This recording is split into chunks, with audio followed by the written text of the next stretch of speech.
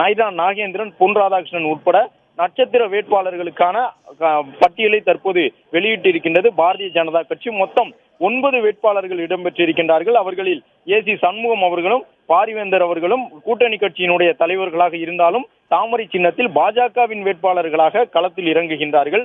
அவர்களை தவிர்த்து மற்ற 7 வேட்பாளர்களும் பாஜகவினுடைய நேரடி வேட்பாளர்கள். அதிலும் குறிப்பாக பாஜகவின் மாநில தலைமையில் மிக முக்கியத்துவம் வாய்ந்தவர்களாக இருப்பவர்கள் தமிழிசை சவுந்தரராஜன், அண்ணாமலை, எல் முருகன் உள்ளிட்டவர்கள் தேசிய அரசியலிலும் பாஜகவில் வலிமை வாய்ந்த தலைவர்களாக இருக்கும் நிலையில் அவர்களுக்கும் இந்த வாய்ப்பு வழங்கப்பட்டிருக்கின்றது. இதன் மூலமாக பாஜக சொல்ல வரக்கூடிய செய்தி, அடுத்ததாக பாஜக அறிவிக்கக்கூடிய 11 மக்களவை தொகுதிகளுக்கான வேட்பாளர்களும் இதே போன்று வலிமையான வேட்பாளர்களாகத்தான் இருப்பார்கள் என்ற ஒரு செய்தியினை இதன் மூலம் பாஜகவின் தேசிய தலைமை தமிழக அரசியல் களத்திற்கு சொல்லி இருக்கின்றது.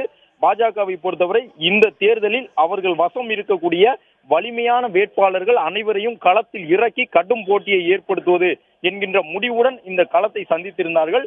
அதற்கு ஏற்ப தற்பொழுது முடிவுகள் வந்திருக்கின்றன. அண்ணாமலைக்கு வாய்ப்பு வழங்கப்படுமா என்கின்ற ஒரு மிகப்பெரிய கேள்வி இருந்த நிலையில் அவர் தமிழகம் முழுவதும் பரப்புரையில் ஈடுபடுவதன் காரணமாக ஒரே தொகுதியில் இருக்க முடியாது. அவர் அங்கு போட்டியிட்டால் அந்த தொகுதியில் மட்டும்தான் கவனம் செலுத்த முடியும் என்பதால் அவருக்கு வாய்ப்பு இருக்காது என்றெல்லாம் சொன்னார்கள். ஆனால் அதையும் மீறி தேசிய தலைமை பாஜகவின் மாநில தலைவர் அண்ணாமலையை கோவை தொகுதியில் களத்தில் இறக்கி இருக்கின்றது. ஏற்கனவே கோவை தொகுதிக்கு பிரதமர் அவர்கள் வருகை தந்திருந்தார். அதே போன்று தூத்துக்குடி, திருநெல்வேலி, கன்னியாகுமரி தொகுதியிலும் பிரதமர் வருகை தந்திருந்தார். அந்த தொகுதியிலும் வலிமையான வேட்பாளர்கள் களம் இறக்கப்பட்டிருக்கின்றார்கள்.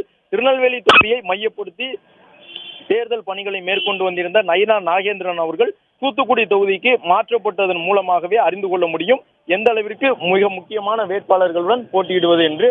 அந்த அடிப்படையில் தற்பொழுது இந்த 9 வேட்பாளர்களும் அறிவிக்கப்பட்டிருக்கின்றார்கள். தமிழிசை சவுந்தரராஜன் தென் சென்னையில் போட்டியிடுகின்றார். வினோஜ் செல்வம் மத்திய சென்னையில் போட்டியிடுகின்றார். கூட்டணி கட்சியின் வேட்பாளராக தாமரை சின்னத்தில் களத்தில் இறங்குகின்றார். வேலூரின் வேட்பாளராக ஏசி சண்முகம். கிருஷ்ணகிரி தொகுதியில் நரசிம்மன் போட்டியிடுகின்றார். நீலகிரி தனி தொகுதியில் மத்திய அமைச்சர் எல் முருகன் போட்டியிடுகின்றார். கோவை தொகுதியில் பாஜக மாநில தலைவர் அண்ணாமலை போட்டியிடுகின்றார். பெரம்பலூர் தொகுதியில் பாரிவேந்தர் போட்டியிடுகின்றார். தூத்துக்குடி தொகுதியில் களத்தில் இறங்குகின்றார் நயினார் நாகேந்திரன். கன்னியாகுமரி தொகுதியில் களம் காண்கின்றார் பொன் ராதாகிருஷ்ணன். இந்த பட்டியலை தற்பொழுது பாஜகவினுடைய தேசிய தலைமை வெளியிட்டுள்ளது.